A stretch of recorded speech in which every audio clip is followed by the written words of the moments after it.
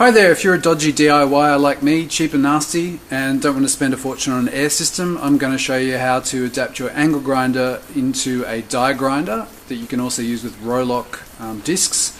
I'm going to show you a really affordable finger sander and also a metal nibbler and reciprocating saw that you can use with a standard hand drill.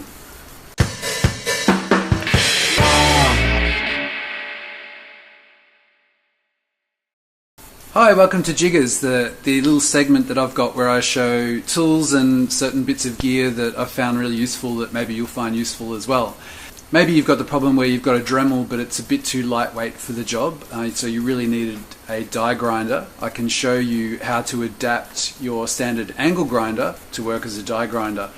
Also, finger sander. If you ever watch some of these high quality restorations and you see them using a finger sander to get into hard to reach places, I can show you how to do it really cheaply and really well.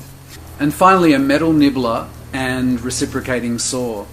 Now, usually they're quite expensive to buy on their own. They start at $150. The decent ones are several $100s.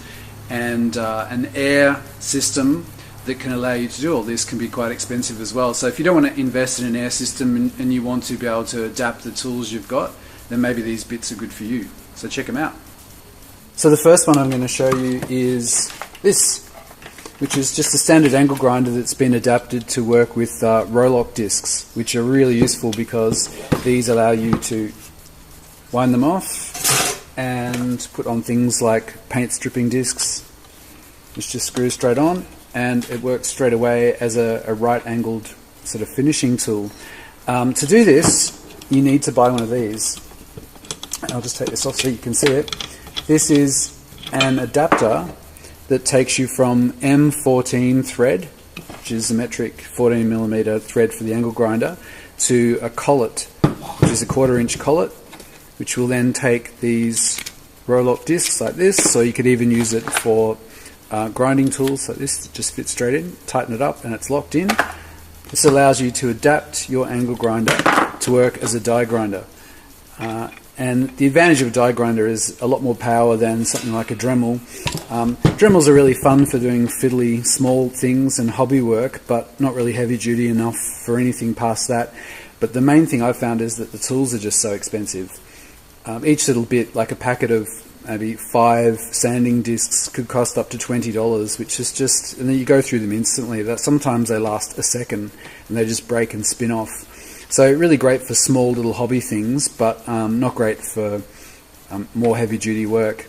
And an angle grinder, usually it only fits discs, cut-off wheels and grinding wheels that can fit straight on there, and there's no way of using these types of tools with it.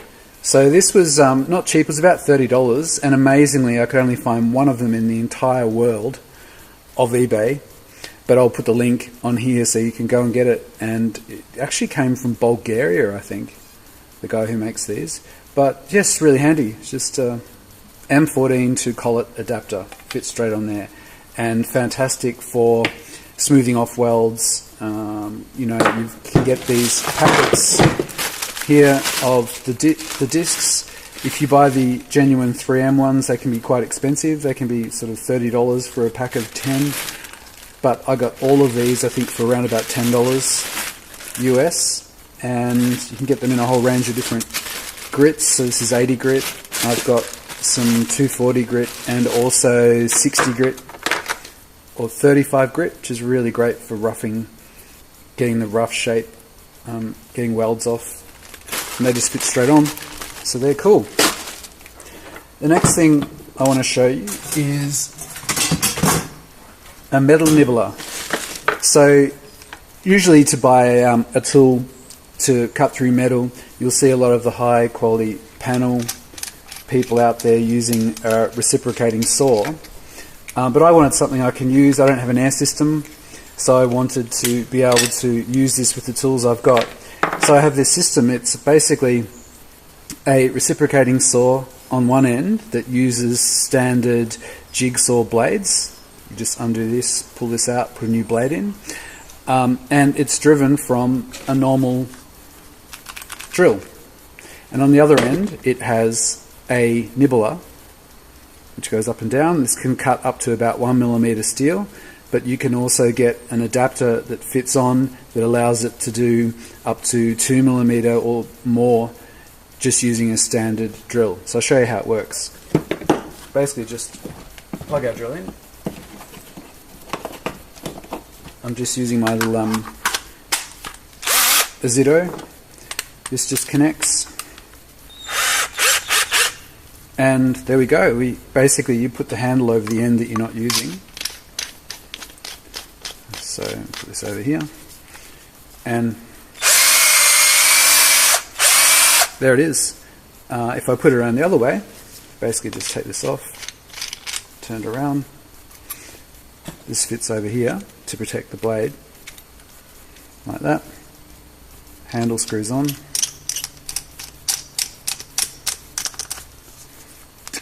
And now we have a nibbler, which is works fantastic, and I've used this to cut out the wing sections that were rusty to make patches, and works fantastic. I'm going to be using this to cut through the floor when I put my new floor panel in as well. And obviously it's variable speed if you need it to be, and if you've got multiple speeds on your drill as well, you can do it that way. You could even actually mount this in a pedestal drill if you wanted to. If you mounted it directly up like that, you would be able to actually power it from a pedestal drill as well if you wanted to, and adapt it. So this was pretty cheap. It was about $40, and with the two ends on there, and it comes with the tools, and like I said, it works with normal jigsaw blades, so really handy tool. The next thing, the last thing I'm going to show you is this fantastic thing here, which is an Azito, again, finger sanding tool. So it looks like an angle grinder, because it sort of is. It's been adapted to use with sanding belts.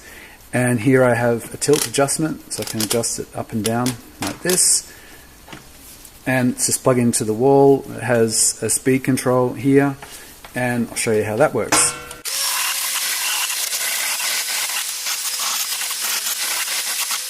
Works really well. You can get lots of these replacement belts, no problems, from any hardware store, or you can get them online as well.